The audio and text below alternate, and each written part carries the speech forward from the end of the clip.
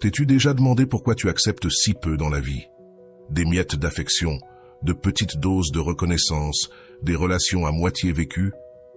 Et si je te disais que rejeter ces miettes pouvait transformer complètement ton existence? Lorsque tu décides de ne pas te contenter du minimum, que ce soit en amour, en amitié ou dans ton travail, quelque chose d'extraordinaire se produit. Les principes du stoïcisme nous enseignent qu'accepter moins que ce que nous méritons n'est pas une vertu, mais une prison que nous construisons pour nous-mêmes. Dans cette vidéo, je vais te révéler comment le courage de dire non aux miettes peut ouvrir la porte à des relations satisfaisantes, des opportunités extraordinaires et une vie d'abondance émotionnelle. Prépare-toi à découvrir le pouvoir transformateur qui survient lorsque tu te refuses enfin de vivre des restes émotionnels. Miettes émotionnelles. Lorsque nous parlons de miettes émotionnelles, nous faisons référence à ces petites doses de tendresse et d'attention que nous recevons de personnes qui, en réalité, pourraient nous offrir beaucoup plus. C'est comme avoir faim et se contenter de quelques biscuits salés alors qu'on pourrait avoir un repas complet. Dans nos relations amoureuses, familiales et amicales, nous acceptons souvent ces miettes sans même nous en rendre compte. T'es-tu déjà retrouvé à attendre anxieusement un message de cette personne spéciale? Lorsque cette personne répond enfin par un simple « salut » après des jours de silence, tu ressens un grand soulagement, comme si tu avais reçu un cadeau précieux. En réalité, ce que tu as obtenu, c'est juste une miette, une petite et insuffisante miette d'attention. Les miettes émotionnelles se présentent sous différentes formes dans nos vies. Cela peut être le partenaire qui ne montre de l'affection que lorsqu'il a besoin de quelque chose, l'ami qui ne t'appelle que lors de moments de crise, ou le membre de la famille qui ne reconnaît tes efforts que lorsqu'il lui est commode de le faire. Ce sont de petits gestes qui nous maintiennent piégés dans des relations incomplètes, comme si nous mendions constamment de l'affection. Pourquoi acceptons-nous si peu? La réponse réside souvent dans la peur. Peur de la solitude, peur de ne pas trouver mieux, peur de confronter la réalité que nous méritons plus. Cette peur nous maintient dans des relations tièdes, où nous recevons juste assez pour ne pas abandonner, mais jamais assez pour nous sentir réellement comblés. Les philosophes stoïciens comme Sénèque et Épictète parlèrent de l'importance de vivre en harmonie avec la nature et la vertu. Cela signifie reconnaître notre propre valeur et ne pas permettre aux autres de nous offrir moins que ce que nous méritons. Lorsque nous acceptons des miettes, nous renions notre propre nature en tant qu'être méritant un amour complet et authentique. Imagine une relation où tu dois mendier de l'attention. Ton partenaire ne montre de l'affection que lorsqu'il est de bonne humeur ou lorsqu'il veut quelque chose en retour. D'autres fois, tu attends, comptant les minutes jusqu'au prochain geste d'affection. Ce n'est pas de l'amour, ce sont simplement des miettes jetées pour te garder proche. Souvent, les personnes qui offrent ces miettes savent exactement ce qu'elles font. Elles dosent l'attention et l'affection comme on règle un robinet, donnant juste assez pour maintenir l'autre dépendant. C'est une forme de contrôle émotionnel qui peut être dévastatrice pour ceux qui sont de l'autre côté, constamment affamés de plus. Les relations basées sur des miettes émotionnelles créent un cercle vicieux de besoins et de dépendance. La personne qui reçoit les miettes s'habitue à si peu que, lorsqu'elle reçoit un geste d'affection un peu plus grand, elle ressent cela comme quelque chose d'extraordinaire. Cela déforme complètement notre perception de ce qu'est une relation saine. Avant d'aller loin, je te serais reconnaissant si tu mets un j'aime à la vidéo, cela m'aiderait à continuer de diffuser cette philosophie. Si tu n'es pas encore abonné, je te recommande de t'abonner et d'activer la cloche pour ne manquer aucune vidéo. Le philosophe stoïcien Marc Aurèle disait que nous devons vivre avec dignité et selon de hauts principes. Accepter des miettes va à l'encontre de cet enseignement, car cela nous place dans une position de subordination émotionnelle. En gros, nous disons « Je ne mérite pas un festin, alors je me contenterai des restes ». Comment identifier si tu acceptes des miettes émotionnelles? Prête attention à tes sentiments. Te sens-tu constamment insécure, anxieux par manque d'attention? Attends-tu toujours un geste d'affection qui arrive rarement? Te sens-tu valorisé uniquement lors de moments spécifiques, comme si ta valeur dépendait de l'humeur ou de la convenance de l'autre personne? Si tu es arrivé jusqu'ici, écris dans les commentaires « Je rejette l'amour incomplet ». Si c'est le cas, tu acceptes probablement des miettes. Un autre signe est la comparaison entre ce que tu donnes et ce que tu reçois. Les relations saines ont un équilibre naturel. Elles ne doivent pas être mathématiquement égales, mais il doit y avoir de la réciprocité. Si tu donnes toujours à 100% et que tu reçois seulement 20%, quelque chose ne va pas. Rejeter les miettes émotionnelles ne signifie pas nécessairement mettre fin à toutes tes relations. Dans certains cas, il est possible de communiquer tes besoins et de fixer des limites claires.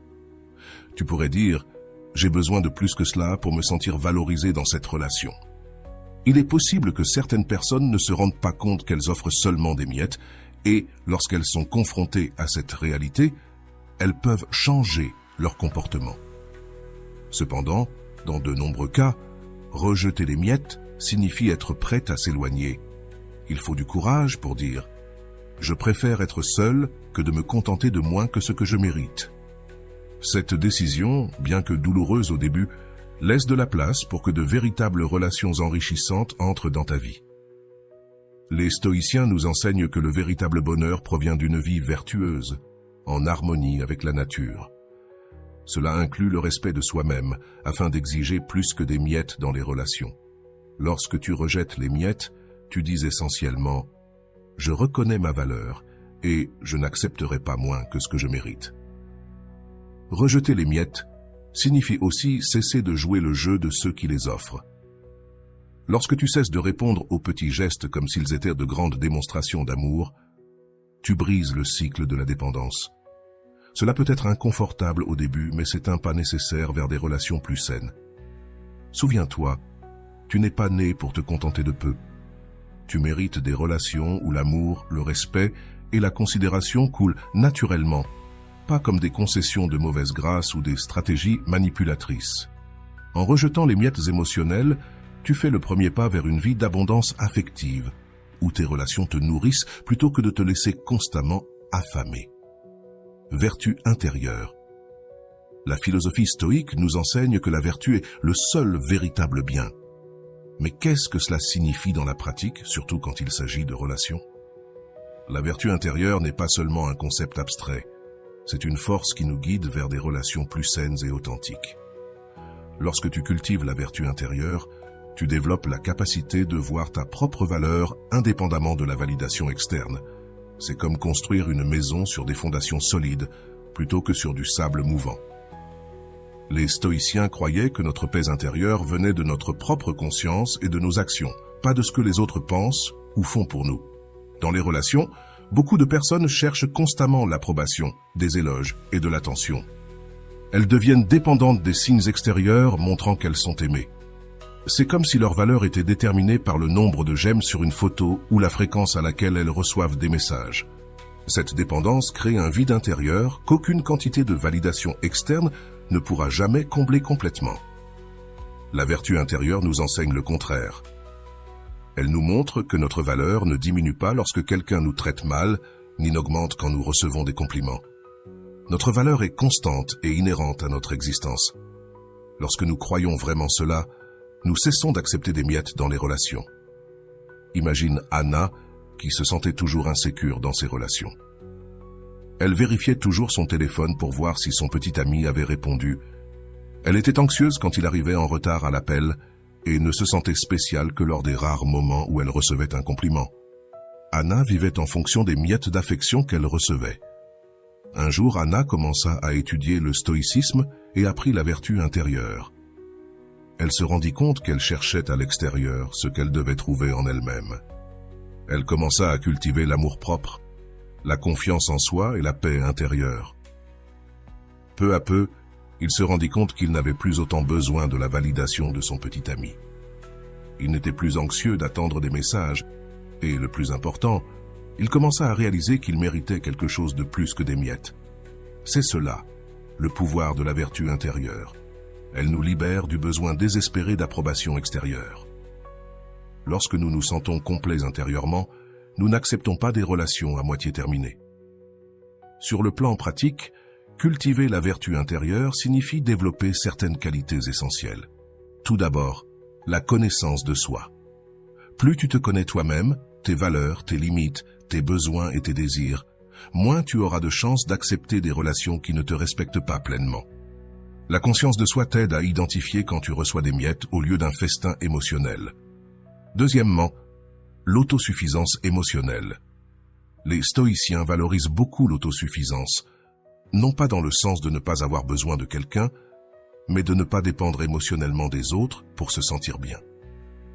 Lorsque tu développes cette qualité, tu deviens capable de donner et de recevoir de l'amour de manière saine, sans désespoir ni dépendance. Troisièmement, l'intégrité. Cela signifie être fidèle à tes valeurs, même lorsque c'est difficile. Si tu valorises l'honnêteté, le respect et l'engagement, tu n'acceptes pas des relations dans lesquelles ces valeurs sont constamment violées. Ton intégrité devient une boussole qui te guide loin des relations toxiques. Quatrièmement, le courage. Il faut du courage pour rejeter les miettes, surtout lorsque nous avons peur de la solitude. Le courage nous permet de dire non aux relations qui nous diminuent et oui à la possibilité de quelque chose de mieux, même si cela signifie être seul un moment. Beaucoup de personnes restent dans des relations vides parce qu'elles ont peur de la solitude. Elles préfèrent la mauvaise compagnie à l'absence de compagnie. Mais les stoïciens nous rappellent qu'il vaut mieux être seul que dans de mauvaises compagnies. La solitude peut être un espace pour la croissance et l'auto-découverte lorsqu'elle est abordée avec la bonne attitude. Si tu es arrivé jusqu'ici, écris dans les commentaires « Je reconnais ma valeur ». Lorsque nous cultivons la vertu intérieure, nous développons également un radar pour les personnes qui n'offrent que des miettes. Nous commençons à reconnaître les signaux, l'incohérence, les promesses vides, l'affection conditionnée par quelque chose en retour. Et le plus important, nous arrêtons de nous blâmer pour ces relations échouées. Beaucoup de personnes se blâment lorsqu'elles reçoivent des miettes. Elles pensent « si j'étais plus jolie, plus intelligente, plus intéressante, peut-être que je recevrais plus d'amour ». Mais la vertu intérieure nous enseigne que le problème ne vient pas de nous. Les personnes qui n'offrent que des miettes ont souvent leurs propres limitations émotionnelles qui les empêchent d'aimer pleinement. Les stoïciens nous enseignent aussi le détachement sain. Cela ne signifie pas être froid ou distant, mais plutôt ne pas s'accrocher désespérément à des relations qui ne nous servent pas. Lorsque nous cultivons la vertu intérieure, nous aimons profondément, mais nous savons aussi quand lâcher prise lorsque c'est nécessaire. Carlos a été dans une relation de 5 ans avec quelqu'un qui ne montrait de l'affection que lorsqu'il voulait quelque chose en retour. Il savait qu'il méritait plus, mais il avait peur de recommencer. En travaillant sur sa vertu intérieure, Carlos trouva la force de mettre fin à la relation. Pendant les premiers mois, il se sentit seul et douta de sa décision. Mais avec le temps, il réalisa à quel point sa paix intérieure avait augmenté. Il n'était plus anxieux d'attendre des miettes d'affection. Au fil du temps, il rencontra quelqu'un qui le valorisait pleinement. La vertu intérieure nous aide aussi à pardonner, à la fois aux autres et à nous-mêmes.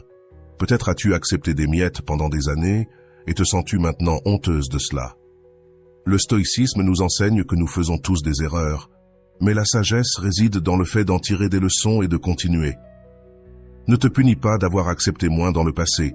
Utilise cette expérience comme une leçon pour l'avenir. Un autre aspect important de la vertu intérieure est la gratitude. Il semble contradictoire de parler de gratitude quand on rejette des miettes, mais ce n'est pas le cas. La gratitude nous aide à apprécier ce que nous avons sans nous accrocher désespérément à ce que nous n'avons pas. Lorsque nous sommes reconnaissants pour notre propre compagnie, pour la paix intérieure que nous cultivons, nous devenons moins enclins à accepter des relations insatisfaisantes uniquement par peur de la solitude. Cultiver la vertu intérieure est un processus continu, pas un objectif final. Il y aura des jours où tu te sentiras fort et sûr, et d'autres où les vieilles insécurités referont surface. C'est normal et fait partie du voyage humain. L'important est de rester engagé dans ta croissance intérieure. Lorsque tu rejettes les miettes depuis un endroit de vertu intérieure, tu ne le fais pas par colère ou ressentiment. Tu le fais avec sérénité et clarté. Ce n'est pas un rejet basé sur l'orgueil blessé, mais sur la connaissance de soi et le respect de soi. Tu reconnais simplement que tu mérites des relations complètes et tu t'ouvres à cette possibilité. La vertu intérieure nous aide aussi à établir des limites saines. Tu as l'opportunité de communiquer clairement tes besoins et tes attentes. Cela ne demande pas la perfection des autres, mais ne tolère pas moins que le respect de base et la considération sincère. Tes limites deviennent une expression naturelle de ton respect pour toi-même, pas un ultimatum désespéré. Rappelle-toi, rejeter les miettes ne signifie pas attendre des relations parfaites. Toutes les relations ont des défis et des moments difficiles. La différence réside dans les bases. Les relations saines sont fondées sur le respect mutuel, la considération sincère et l'engagement à grandir ensemble. Les difficultés sont affrontées ensemble. Elles ne sont pas utilisées comme excuse pour offrir moins que ce que l'on est capable de faire. La vertu intérieure nous donne une vision pour différencier entre les relations imparfaites mais précieuses et les relations fondamentalement déséquilibrées dans lesquelles nous ne recevons que des miettes. Cette clarté est l'un des plus grands cadeaux du développement personnel. L'amour incomplet est comme un verre à moitié vide qui ne se remplit jamais, peu importe combien tu attends. C'est le genre de relation dans laquelle tu as toujours l'impression qu'il te manque quelque chose, comme si tu regardais un film à moitié terminé ou lisais un livre avec des pages arrachées. Beaucoup de gens passent des années, parfois des décennies, dans des relations où ils ne reçoivent qu'une fraction de l'amour qu'ils méritent. Comment reconnaître un amour incomplet? En général, il se cache sous l'apparence de presque suffisant.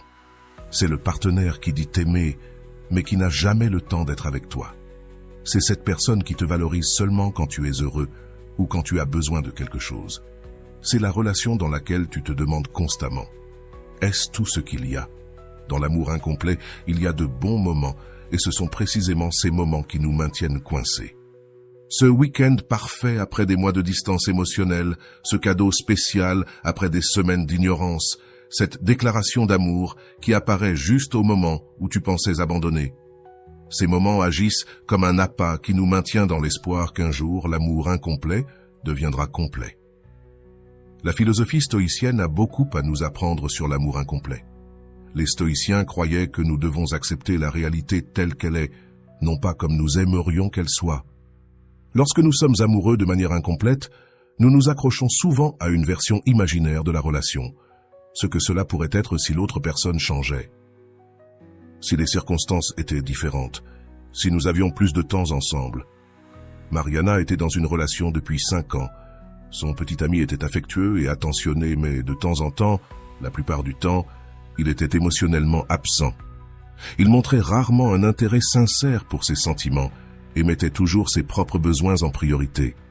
Mais ces rares moments de connexion étaient tellement intenses que Mariana se convainquit que c'était la véritable version de lui et que tout le reste n'était qu'une phase passagère. Le problème, c'est que dans l'amour incomplet, l'exception ne devient jamais la règle. Ces moments spéciaux ne sont que des îles dans un océan d'insatisfaction, et plus nous passons de temps à accepter des miettes d'affection, plus notre perception de ce qu'est l'amour sain est déformée. Les stoïciens ont également parlé de l'importance de distinguer ce que nous pouvons et ce que nous ne pouvons pas contrôler dans une relation. Nous ne pouvons pas contrôler les sentiments ou les actions de l'autre. Si quelqu'un n'est capable d'offrir qu'un amour à moitié, aucun effort, compréhension ou sacrifice de notre part ne changera cela. La seule chose que nous pouvons contrôler est notre décision de rester ou de partir. Souvent, nous restons dans un amour incomplet par peur de l'inconnu. Et si je ne rencontre jamais quelqu'un d'autre? Et si toutes les relations sont comme ça? Et si je suis trop exigeant? Ces peurs nous maintiennent coincés, acceptant moins que ce que nous méritons. Un aspect particulièrement douloureux de l'amour incomplet est l'inconstance. Un jour, on se sent comme la personne la plus importante du monde. Le lendemain, on attire à peine l'attention. Cette montagne russe émotionnelle crée une sorte de dépendance. On devient dépendant de ces moments d'extase, prêt à supporter de longues périodes de bas, juste pour retrouver cette connexion. Le stoïcisme nous enseigne que la vertu, qui inclut la sagesse, le courage, la justice et la modération, doit guider nos décisions. La sagesse nous aide à voir la relation telle qu'elle est vraiment, pas comme nous aimerions qu'elle soit. Le courage nous donne la force de partir quand c'est nécessaire. La justice nous rappelle que nous méritons d'être traités avec respect et considération, et la modération nous empêche de nous perdre complètement dans une relation qui nous offre si peu. Si tu es arrivé jusqu'ici, écris dans les commentaires « Je n'accepterai pas moins que ce que je mérite ». Un autre problème avec l'amour incomplet est qu'il occupe l'espace qui pourrait être rempli par l'amour total. Tant que nous restons attachés à quelqu'un qui ne nous offre que des miettes, nous bloquons la possibilité de trouver quelqu'un qui nous offrira un festin émotionnel. C'est comme loger dans un hôtel de 2e classe alors que nous pourrions être dans un 5 étoiles, simplement parce que nous connaissons déjà le chemin et avons peur de nous perdre à la recherche de quelque chose de mieux. L'amour incomplet affecte également notre estime de soi.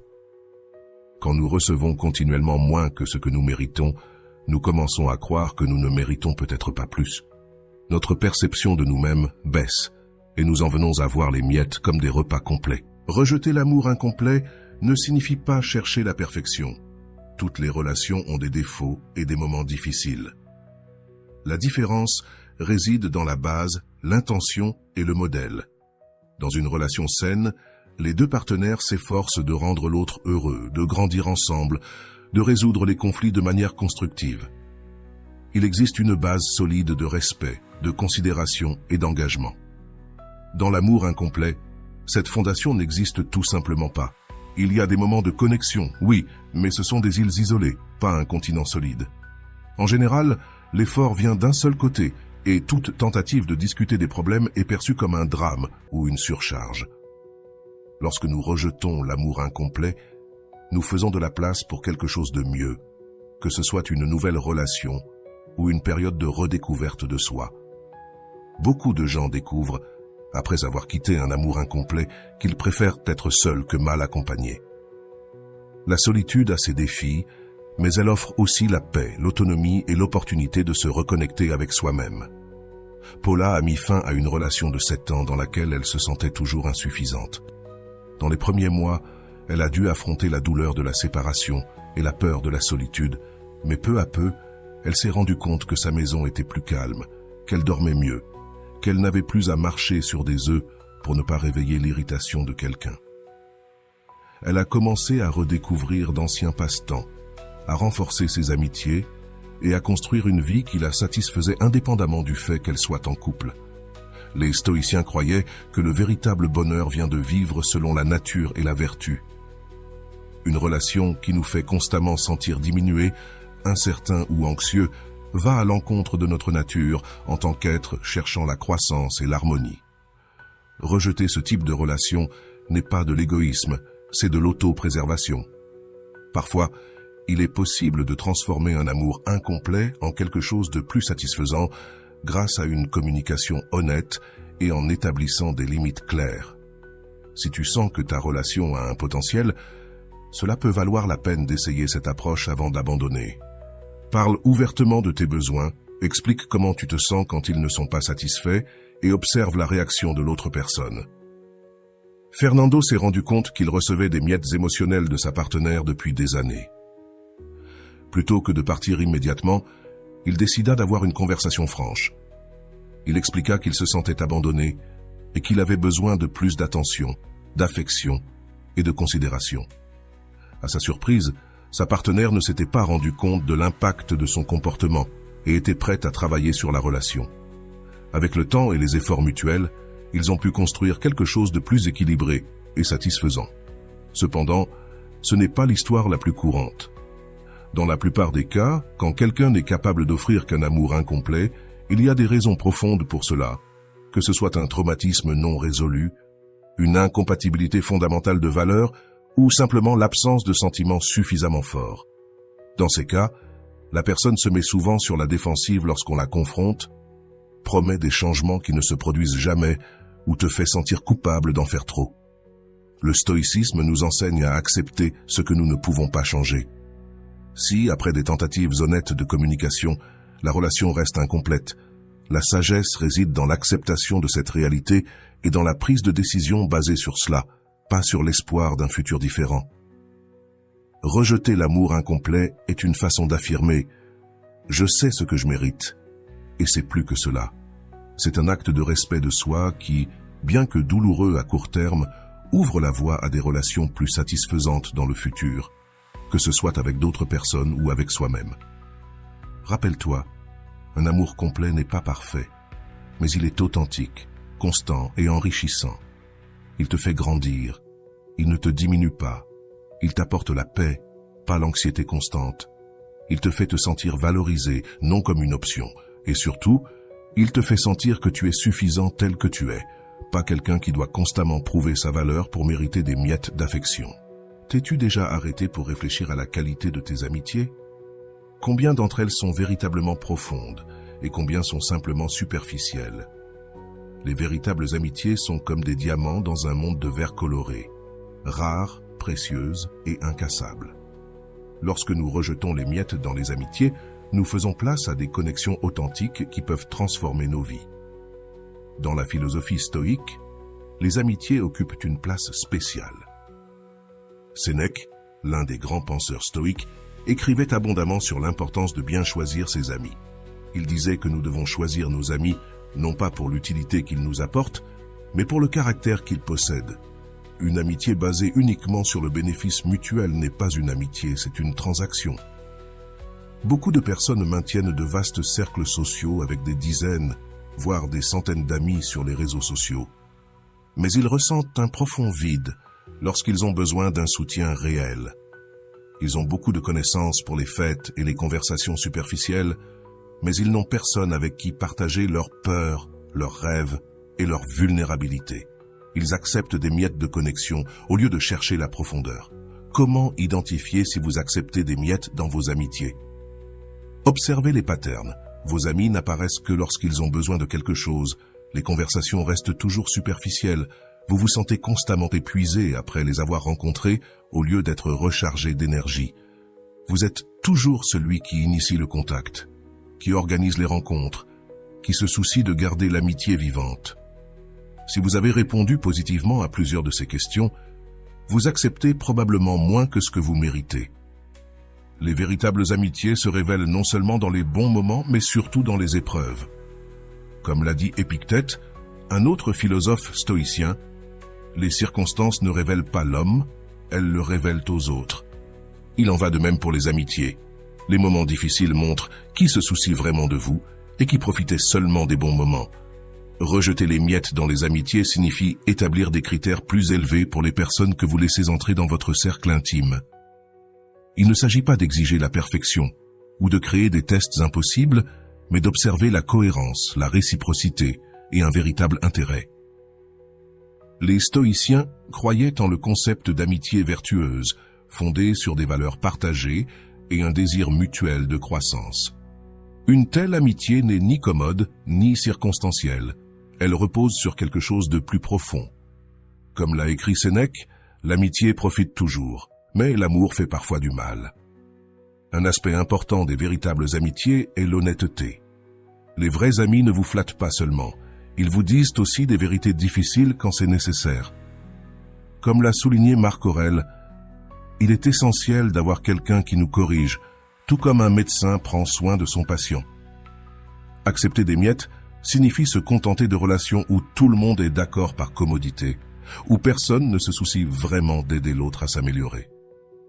Carolina avait une meilleure amie qui était toujours d'accord avec tout ce qu'elle disait. Au début, cela semblait parfait. Qui n'aime pas toujours avoir raison? Mais avec le temps, Carolina s'est rendue compte que cette amie n'a jamais été vraiment présente. Elle a automatiquement accepté d'éviter des conversations plus profondes, a gardé des secrets inutiles pour ne pas avoir de problème et n'a jamais partagé ses propres luttes. C'était une amitié de façade, sans substance réelle. Les véritables amitiés impliquent également un équilibre entre donner et recevoir. Elles ne doivent pas être mathématiquement égales.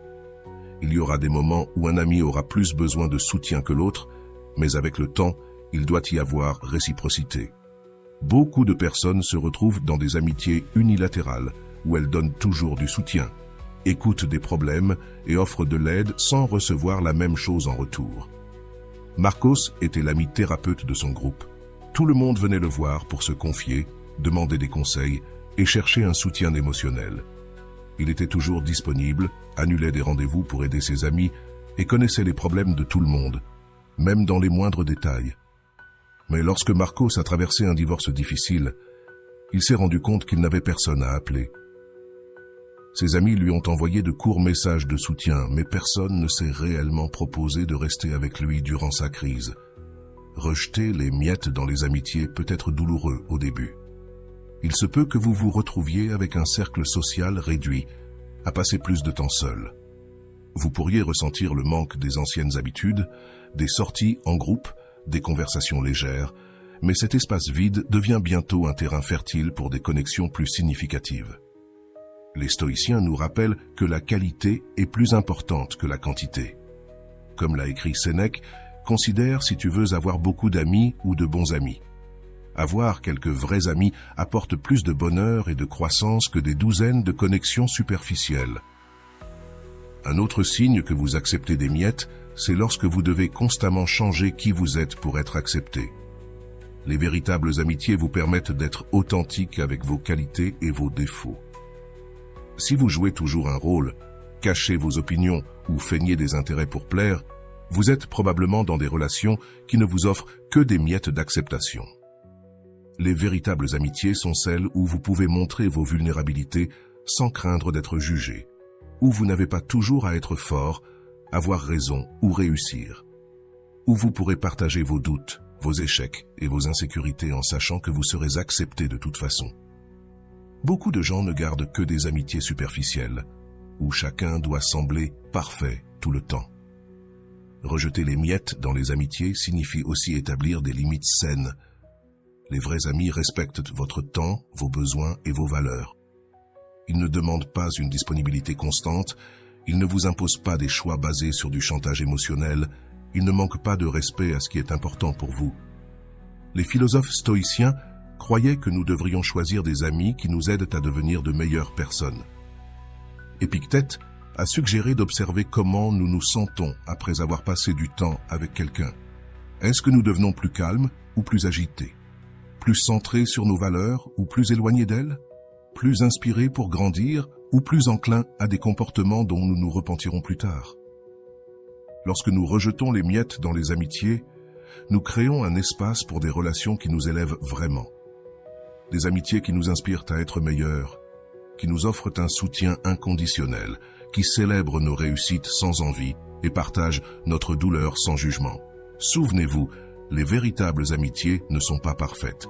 Il y aura des désaccords, des périodes d'éloignement et des moments de déception. La différence réside dans les bases. Les véritables amitiés reposent sur le respect mutuel, des valeurs partagées et un amour sincère. Lorsqu'il y a des problèmes, les deux parties sont prêtes à résoudre, comprendre et pardonner. Rejeter les miettes dans les amitiés est une façon d'honorer non seulement vous-même, mais aussi la véritable signification de l'amitié. C'est reconnaître que les connexions humaines authentiques sont l'un des plus grands trésors de la vie, et que, pour cette raison même, elles méritent plus que des restes d'attention, de respect et de considération. Comme l'a dit Sénèque, aucune possession, aucune quantité d'or n'est plus précieuse qu'un ami. Lorsque nous rejetons les miettes et recherchons de véritables amitiés, nous investissons dans le type de richesse qui compte vraiment, celle qui nourrit l'âme et demeure même lorsque tout le reste a disparu. Sa dignité reste intacte, même lorsque quelqu'un tente de la diminuer en offrant des miettes au lieu d'un festin émotionnel.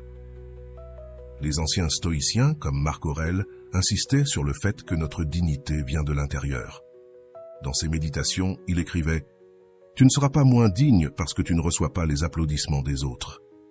Cet enseignement est fondamental pour comprendre pourquoi nous acceptons des miettes dans nos relations. Souvent, nous confondons la validation extérieure avec la valeur intérieure. Paolo s'est toujours senti insécurisé dans ses relations. Il a grandi dans une famille où l'amour était conditionné par les performances. Bonnes notes, bon comportement, réalisation visible. Cette dynamique l'a conditionné à croire qu'il devait constamment prouver sa valeur pour mériter de l'affection. En conséquence, Paolo se contentait de n'importe quelle miette d'attention ou d'approbation qu'il recevait de ses partenaires. Un simple « Tu vas bien aujourd'hui » suffisait à le faire se sentir précieux, même quand généralement il était traité avec indifférence. La dignité stoïque nous enseigne que notre valeur ne croît pas lorsque nous recevons des éloges, ni ne diminue lorsque nous sommes critiqués ou ignorés. Ce principe est révolutionnaire lorsqu'il est appliqué aux relations. Lorsque nous intégrons vraiment cette idée, nous cessons de mendier des miettes d'affection, de respect ou de considération. Une manifestation courante du manque de dignité dans les relations est ce que l'on pourrait appeler la gratitude disproportionnée. C'est lorsque nous remercions de manière excessive pour de petits gestes qui devraient être les moins attendus, en remerciant chaleureusement parce que ton partenaire a enfin répondu à un message après plusieurs jours de silence, ou en te sentant spécial parce que ton ami a pensé à ton anniversaire. Considérez comme une grande réussite le fait que quelqu'un ait simplement tenu une promesse de base. Julia était dans une relation où elle recevait rarement de l'attention de son partenaire. Lorsqu'après des semaines de distanciation, il l'invita enfin à sortir, elle se sentit tellement reconnaissante qu'elle ignora tous les signes précédents de désintérêt. Cette gratitude disproportionnée était un symptôme de sa faible dignité. Elle s'était tellement habituée aux miettes qu'elle les voyait comme des festins. Les stoïciens nous enseignent l'importance d'une perspective correcte. Épictète disait « Ce ne sont pas les choses elles-mêmes qui nous perturbent, mais nos interprétations de ces choses. » Lorsque nous appliquons ce principe aux relations, nous commençons à voir clairement ce qui est vraiment acceptable et ce qui ne sont que des miettes déguisées en générosité. La dignité stoïque ne signifie pas arrogance ni inflexibilité. Il ne s'agit pas d'exiger un traitement parfait ou de rejeter les relations dès le premier signe d'échec. Il s'agit de maintenir une évaluation équilibrée de ce que l'on peut raisonnablement attendre d'une relation saine et de ne pas compromettre cette norme par peur de la solitude ou du rejet. Helena a toujours été considérée comme trop exigeante dans ses relations. Amis et famille la critiquaient souvent pour avoir mis fin à des relations qui semblaient suffisantes. Ce qu'ils ne comprenaient pas, c'est qu'Helena avait développé un fort sens de la dignité. Elle n'exigeait pas la perfection, mais elle n'acceptait pas non plus qu'on la laisse constamment de côté, que ses sentiments soient ignorés ou que l'affection lui soit donnée uniquement lorsque cela convenait à l'autre. Sa dignité ne lui permettait pas de se contenter de miettes lorsqu'elle savait qu'elle méritait un festin. Une puissante manifestation de la dignité stoïque est la capacité de dire non sans culpabilité et oui sans désespoir.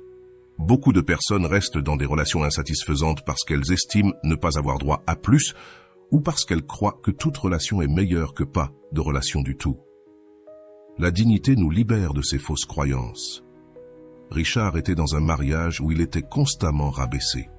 Sa femme faisait des remarques méprisantes sur son apparence, critiquait ses décisions professionnelles et montrait rarement de l'affection authentique. Pendant des années, Richard a toléré ce traitement, pensant que les relations étaient difficiles et que personne n'était parfait. Ce n'est que lorsqu'il commença à étudier le stoïcisme qu'il réalisa la différence entre accepter les imperfections naturelles et tolérer le manque de respect constant. Sa nouvelle dignité lui donne la force d'établir des limites claires et de quitter finalement la relation. Lorsque ces limites continuèrent à être violées, les stoïciens nous enseignent également l'importance d'agir en accord avec la nature et la vertu. Cela signifie que nos relations doivent refléter des valeurs telles que le respect, l'honnêteté, l'équité et la considération. Lorsque nous permettons à ces valeurs d'être systématiquement irrespectées, nous nions notre propre nature et diminuons notre dignité. La dignité stoïque se manifeste également dans la manière dont nous répondons à un mauvais traitement. Au lieu de réagir par la colère incontrôlée ou la manipulation émotionnelle, nous répondons calmement et fermement.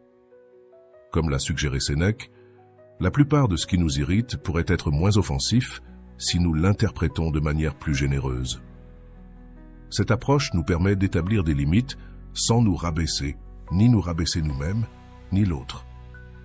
Lorsque Camilla se rendit compte que sa meilleure amie ne venait vers elle que lorsqu'elle avait besoin d'aide, mais ne répondait jamais lorsqu'elle avait besoin de soutien, elle avait deux options: exploser en accusations amères ou s'éloigner silencieusement sans explication.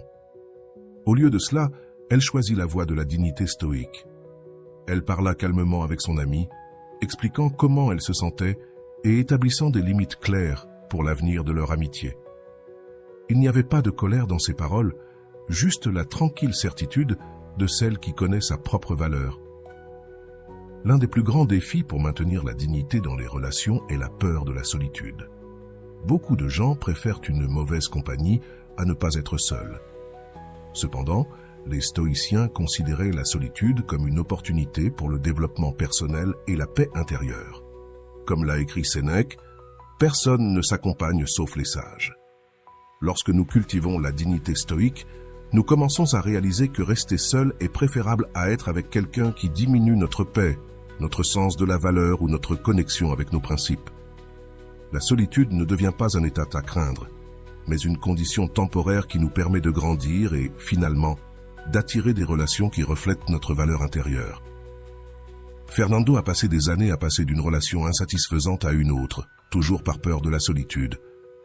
Après une rupture particulièrement douloureuse, il décida d'étudier la philosophie stoïque et de travailler sur sa dignité personnelle. Il passa une année intentionnellement seul, développant la connaissance de soi, renforçant les vraies amitiés et clarifiant ses valeurs.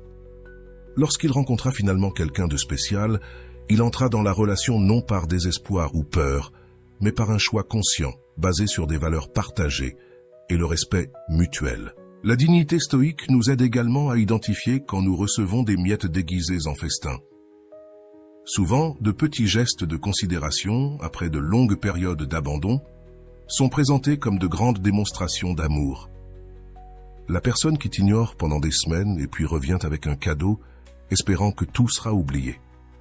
L'ami qui n'a jamais de temps pour toi, mais qui fait un grand spectacle public d'amitié sur les réseaux sociaux.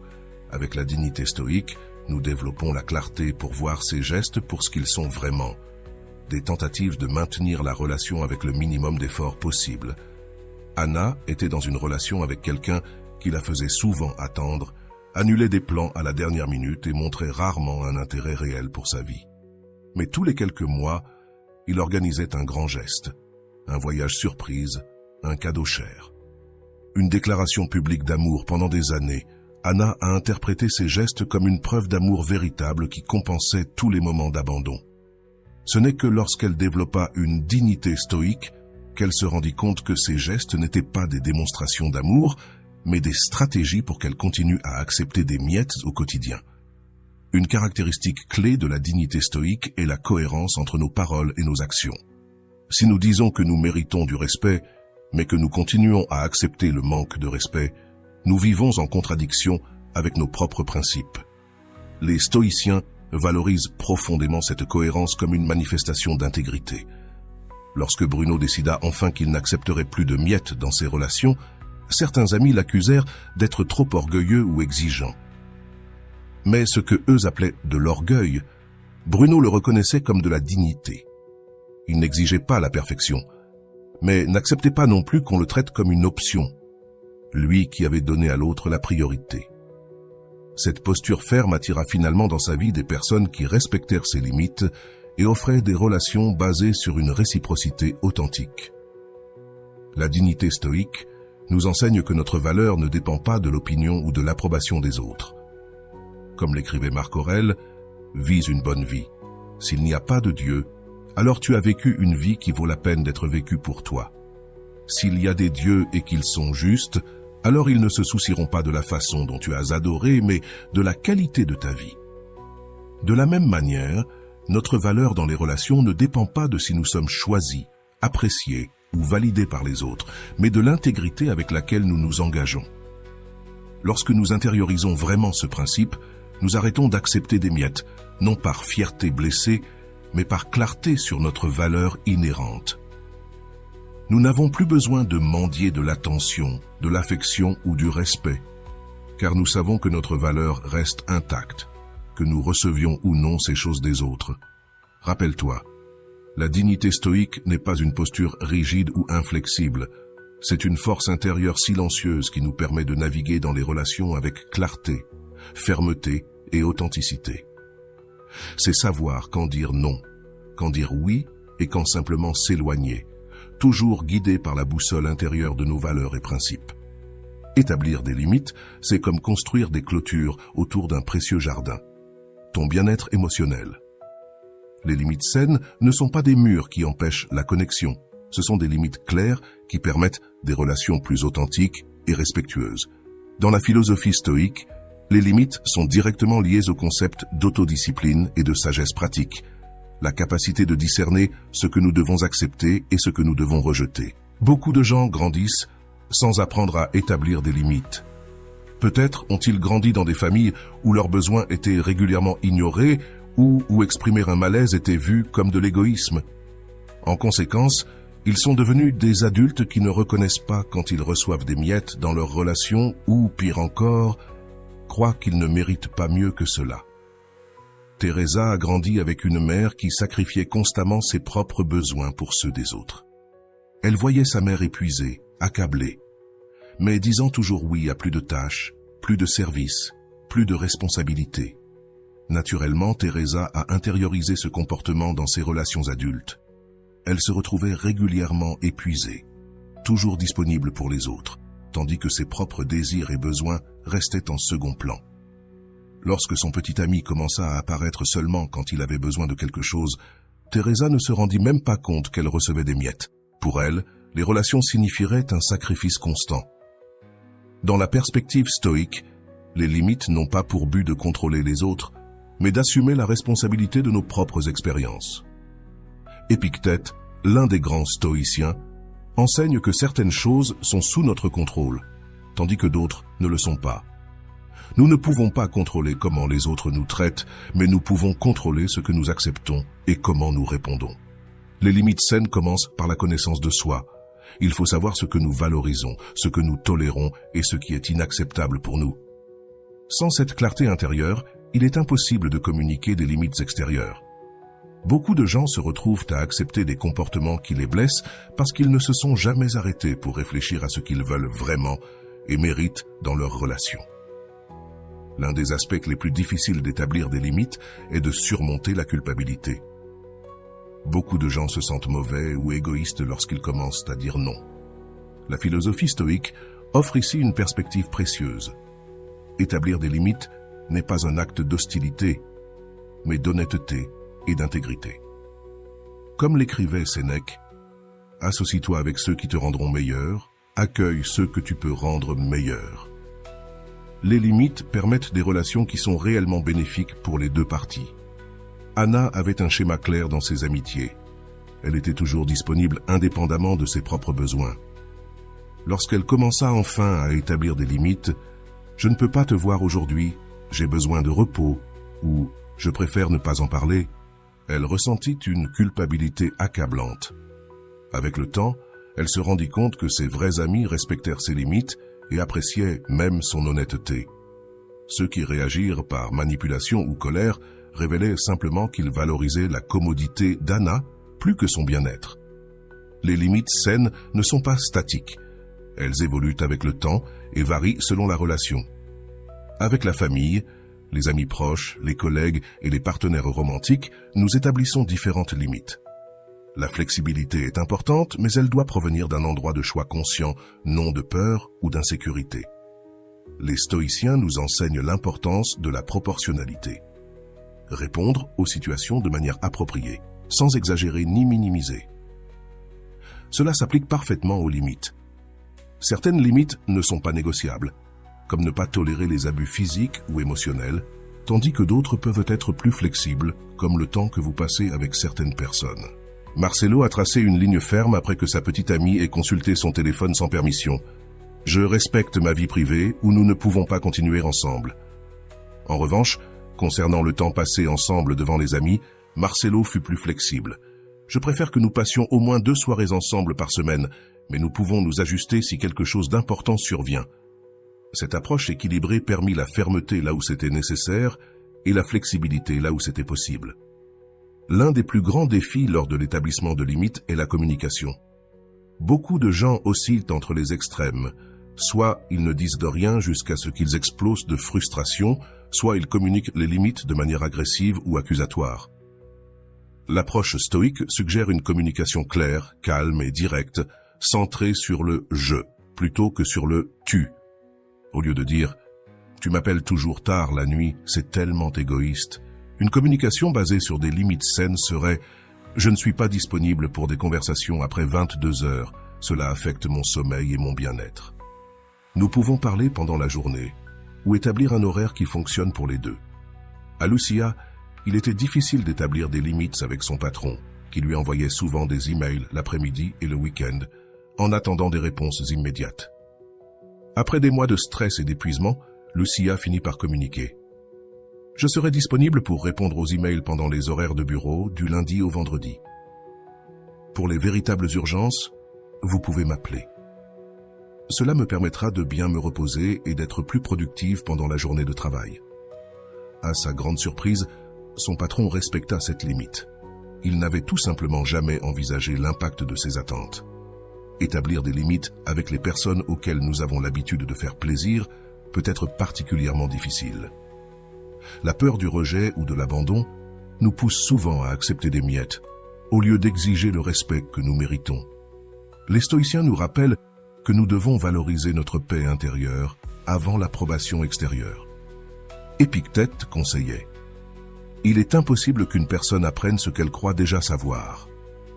De même, il est impossible de construire des relations saines si l'on pense que l'on n'a pas le droit d'établir des limites, ou si l'on considère que l'acceptation constante est une manière de gagner l'amour. Pedro était amoureux de sa meilleure amie depuis des années et était toujours disponible pour elle. Il lui offrait un soutien émotionnel, l'aidait avec ses changements, écoutait ses coups de colère à propos des autres hommes avec lesquels elle sortait. Intérieurement, Pedro souffrait, mais il croyait qu'en étant constamment disponible, il finirait par être choisi. Lorsqu'il finit par poser des limites, « Je ne peux pas être ta conseillère amoureuse tant que j'ai des sentiments pour toi », il eut l'impression de risquer tout. En réalité, il ne faisait que rejeter les miettes et faire de la place pour une véritable relation, que ce soit avec elle ou avec quelqu'un d'autre dans le futur. Rejeter les miettes, grâce aux limites saines, ne consiste pas seulement à dire non aux traitements inappropriés, mais aussi à créer un espace pour des relations qui nous nourrissent réellement. Lorsque nous cessons d'investir de l'énergie dans des personnes qui ne nous offrent que des miettes, nous avons davantage à donner à celles qui apportent réciprocité et respect véritable. Camilla avait réalisé depuis longtemps qu'une amie d'enfance ne venait vers elle que lorsqu'elle avait besoin de services. Elle tenta plusieurs fois de renforcer l'amitié, en l'invitant à des activités significatives et en montrant un véritable intérêt pour sa vie, mais le schéma persista. Lorsque Camilla finit par poser une limite, « J'apprécie notre histoire, mais j'ai besoin de réciprocité dans mes amitiés », elle ressentit initialement un vide. Cependant, cet espace se remplit rapidement d'autres amitiés qui recevaient auparavant uniquement son énergie résiduelle. Les limites saines incluent aussi ce que les stoïciens appelleraient les indifférents, des choses externes qui, bien qu'elles puissent être préférées ou évitées, ne déterminent ni notre vertu ni notre bonheur. Lorsque nous appliquons ce concept aux relations, nous comprenons que la réaction des autres à nos limites est une indifférence. Nous préférons l'acceptation, mais nous ne pouvons pas contrôler la manière dont les autres réagissent. Fernanda était habituée à dire oui à toute demande d'aide dans son travail bénévole, même si cela signifiait sacrifier son bien-être personnel. Lorsqu'elle commença à poser des limites, « Je peux aider 2 fois par mois, pas toutes les semaines ». Certaines personnes réagirent avec compréhension, d'autres avec désapprobation. Fernanda appliqua le principe stoïque. La vertu réside dans l'établissement de limites honnêtes et saines, pas dans la façon dont les autres réagissent à ces limites. Les limites saines s'appliquent aussi à ce que nous permettons dans notre esprit. Les stoïciens s'intéressaient particulièrement à la façon dont nous gérons nos pensées et impressions. Lorsque nous permettons à nos pensées de déformer la réalité, comme « peut-être qu'il est juste occupé après des semaines de silence » ou « elle a juste un tempérament fort après une humiliation publique », nous violons nos propres limites internes. Rejeter les miettes signifie être honnête avec soi-même sur ce qui se passe réellement dans nos relations, et non sur ce que nous aimerions qu'il se passe. Cette honnêteté intérieure est la base de toutes les limites externes efficaces. Rappelez-vous, établir des limites n'est pas un événement ponctuel, mais une pratique continue. Comme toute compétence précieuse, cela s'améliore avec le temps et l'expérience. Au début, cela peut sembler inconfortable, voire effrayant, mais avec la pratique, cela devient une expression naturelle du respect de soi. Comme la sage Épictète, « Dis d'abord à toi-même quel type de personne tu veux être, puis fais ce que tu dois faire. Si tu veux être quelqu'un qui mérite et attire des relations complètes, pas des miettes, établir des limites saines n'est pas optionnel. C'est le chemin nécessaire vers une vie de relations authentiques, respectueuses et enrichissantes. » Et voilà, j'espère que vous avez trouvé beaucoup de valeur dans cette vidéo. Merci d'être resté jusqu'à la fin de cette vidéo. J'adore quand vous faites ça. Si vous voulez une autre vidéo sur ce sujet, écrivez en commentaire, j'en veux encore plus. J'espère vous revoir dans une autre vidéo.